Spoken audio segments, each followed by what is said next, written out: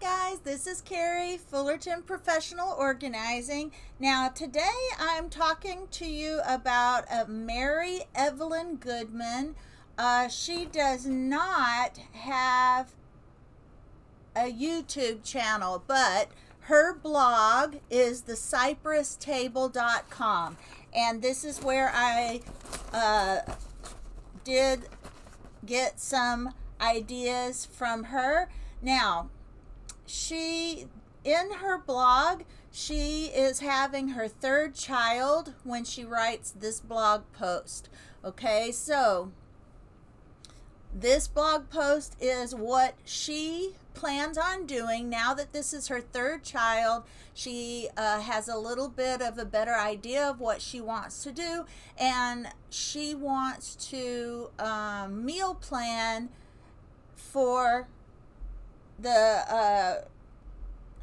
this time when her baby is born, so that she will have meals that she can cook easily. Now, here are some ideas from her blog. She says, here are some ideas of postpartum preparation in the kitchen. She said freezer meals. This one is so popular, she says, but she doesn't really like it. She doesn't like pre-cooking the meals, freezing them, defrosting them, and eating them. Now, I'm not sure why. I love that.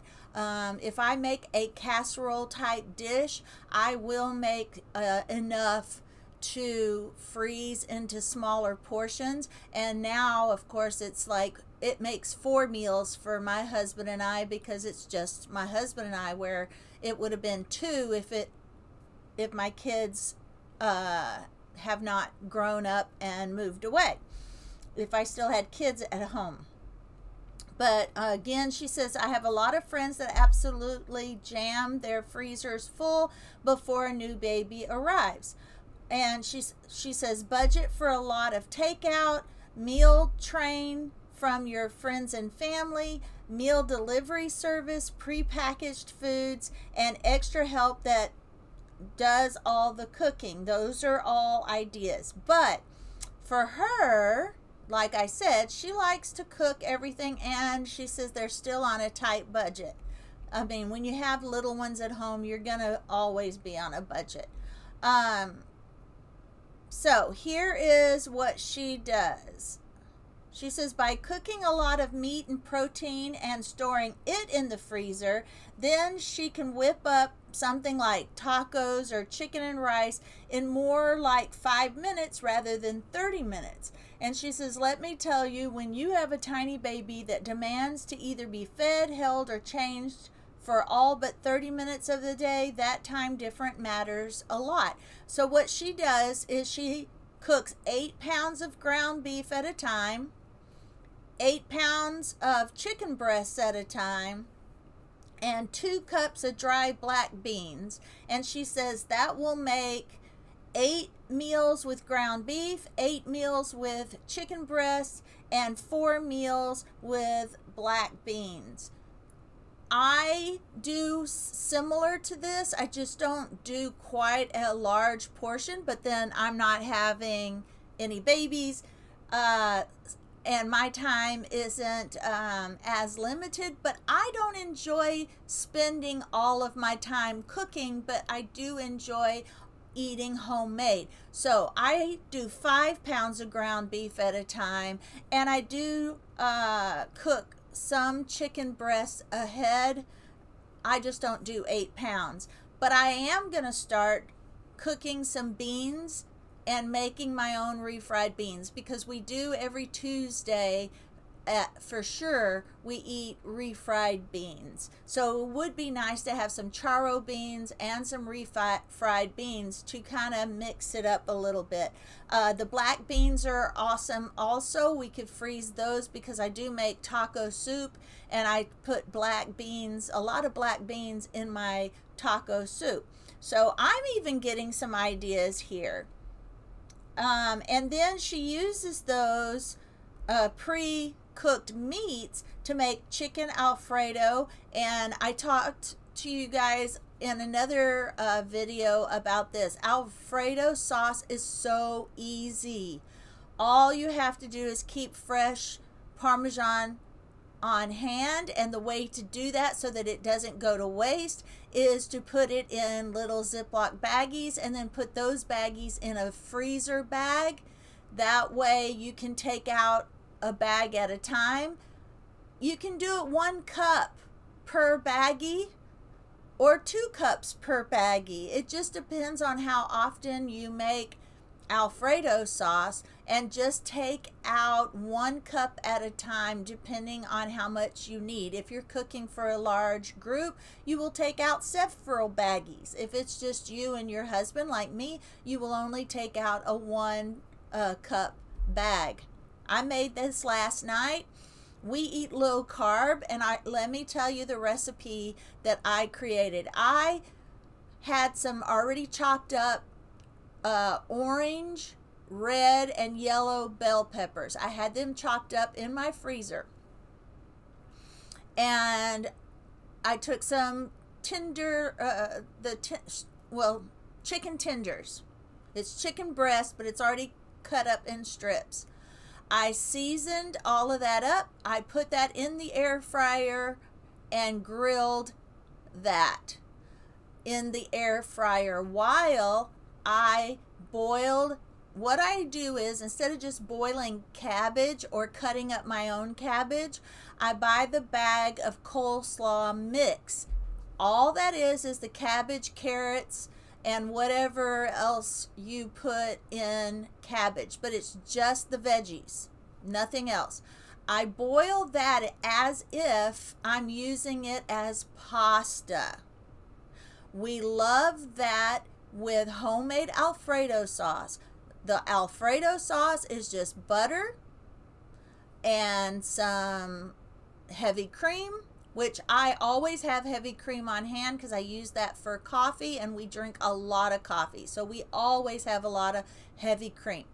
And then you just put in your Parmesan cheese. Now the Parmesan cheese has a natural saltiness to it, so you don't even have to add salt. Now I would, just like you do pasta, I would add a little bit of salt to your cabbage while it's boiling, or you can boil it in chicken bouillon, some boil in the boiling water, grill that chicken and stuff, and then mix it all together at the end. It is so good. You just put enough cabbage, you chop up your chicken into the Parmesan, the Alfredo sauce, and it is super, super good. And what's really great is I make that about every other Wednesday, and so I had a tiny bit left over that I made chicken and broccoli Alfredo sauce. So I had a tiny little container, and I didn't really want it to go to waste, so I stuck it in the freezer and I added it to this. So it just had like 3 broccoli pieces in it, and then the cabbage coleslaw mix is our pasta, and it's really, really, really, really delicious. Really, really, really good. And that's a low carb version. But if you don't want to do the low carb version, you can do the same thing and just cook up your pasta. But really what made this different than the broccoli and chicken is those bell peppers. It gave it a whole different flavor than the chicken and broccoli batch that I made. So you can change those up depending on the vegetables that you add to it. All right, that was just a long story because I made that last night and it was so good I had to add that in.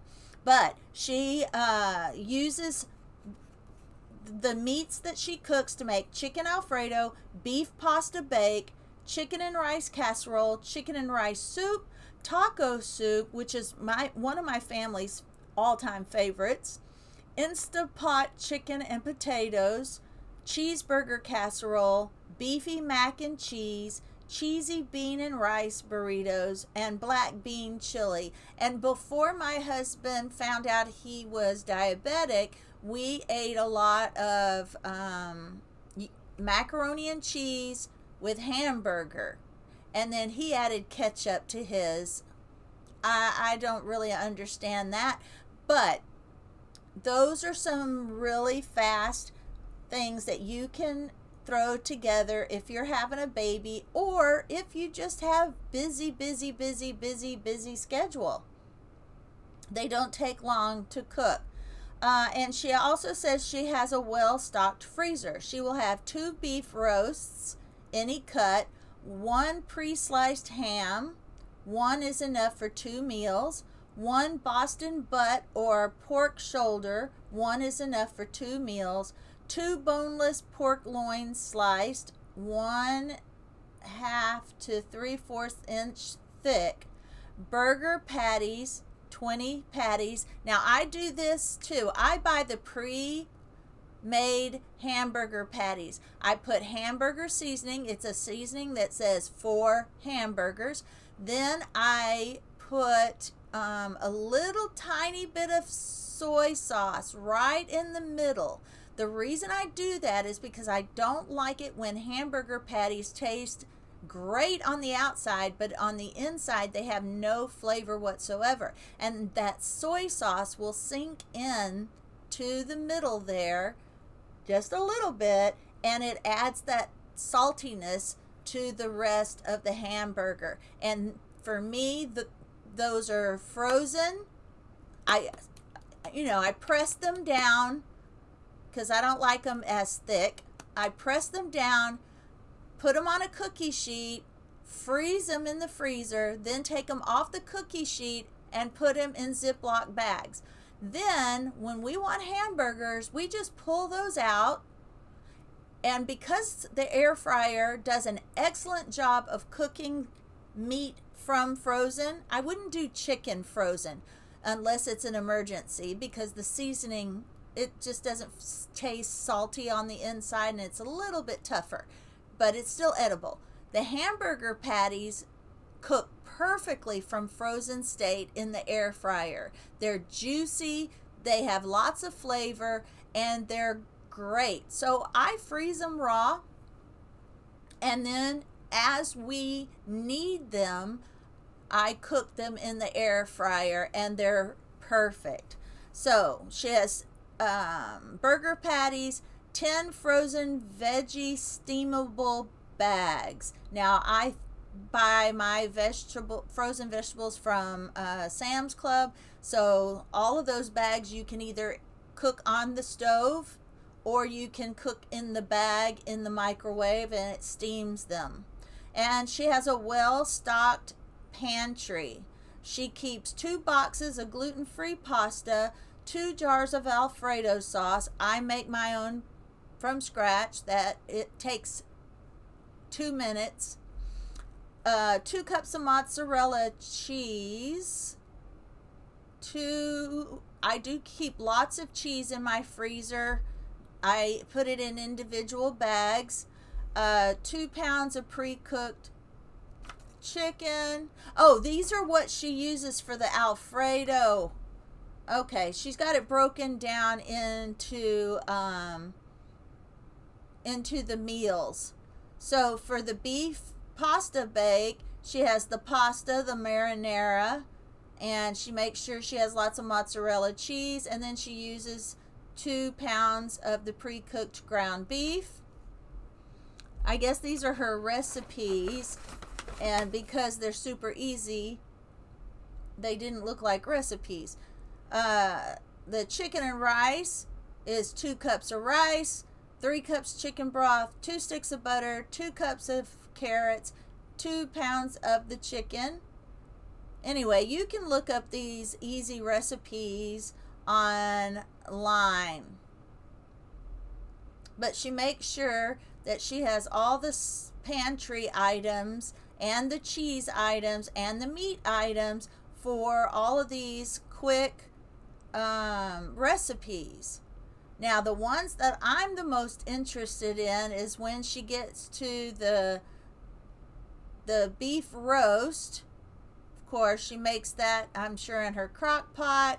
The sweet pulled pork is 1 jar barbecue sauce of your choice. We like Rudy's, or because of diabetes, we use the sugar-free And then Boston butt or pork shoulder. Honey ham. She cooks that with pineapple, brown sugar, and honey.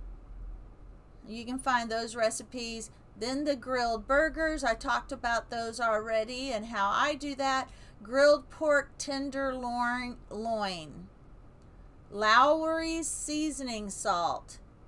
And 20 pork tenderloin slices. I do have to try this because my husband is getting tired of having chicken all the time, so now I'm having to add in a little more beef and different meats because he got bored. So Lowry seasoning salt and 20 pork tenderloin slices. And then buns or rolls. In our case, we will leave out the buns and rolls. So that's a good, you can do that in your oven or in the air fryer. Now, there's a few things she says she doesn't mind eating out of the freezer, and it will be making ahead of time. Breakfast burritos, the frozen waffles and pancakes, frozen pizza. Those are things she makes ahead, and we'll have those in the freezer. And all right, that is her ideas. Now let me go over a few other ideas. She says having a new baby is really big life transition. She helps devise a plan to be prepared with meals. Now, she does do a 10-day cycle. She grocery shops on the 1st, the 11th, and the 21st. It makes it easier on her budget, and it saves money, and there's no waste because they use up everything before the next grocery shopping. Now, this is going to probably be a little different with what we just talked about, getting all of that pre-done for baby. But guess what? You can do all of that pre-done stuff as a regular meal plan and hardly ever have to meal plan again. That's what I do. I have a month meal plan that I rotate, and I pre-cook my meats, although I do need to add in a few more other meats than chicken because I wore him out on the chicken.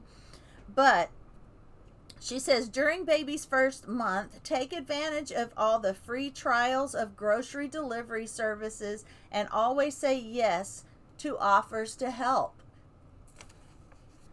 She says she's learned really quickly when it came to feeding someone else, not just myself, that it is really beneficial to have a plan.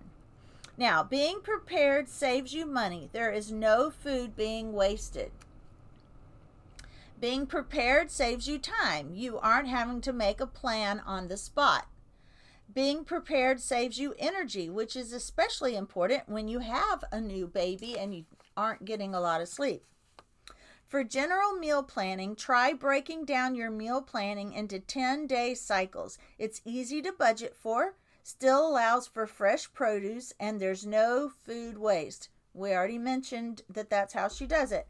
On a 10-day cycle, if you would be happy to repeat meals every 10 days, do that to make things easier. But if you like variety, like she does, try new things to change it up. These are just ideas. When planning for baby's arrival, you may find it easier to create a month-long meal plan temporarily. Freezer meals are a common option for planning for a new baby, but it's not for you. But if it's not for you, stock up on shelf staple ingredients for a wide variety of meals. You know, your rice, your pasta, or in my case with diabetes, cauliflower, coleslaw mix, zucchini, mushrooms, and then Pre-cook your proteins, chicken, ground beef, beans, and store them in the freezer. When it's time for dinner, just pull them out and add your other ingredients. This reduces your meal prep from 30 minutes down to 5 minutes. When you are pre-cooking your protein, it's important to have a plan for every pound you make and be sure you have the ingredients to go with it. Now, this was to help parents before they have a baby, but it is also a great option for your regular cooking. If it helps you, if you work full time, this plan will definitely be helpful. It's what I use to a certain extent, so I know that it's easy, because I don't like spending my whole evening cooking and then cleaning the kitchen. You still have to clean the kitchen. So whatever time it takes for you to cook, add on cleaning the kitchen to that. That is a lot of your evening spent cleaning and cooking. And I would rather save my time somewhere and so that I have more time with my husband or my family or hobbies or reading or Bible study, something else, TV, whatever your hobbies are. All right, guys, this one was a little bit longer, but I think it was very, very helpful. I could have gone into more depth, but you can find a lot of her ideas on the Cypress Table by Mary Evelyn Goodman, and see what else you can save time on there. All right, guys, thank you for watching. I'll see you on the next one.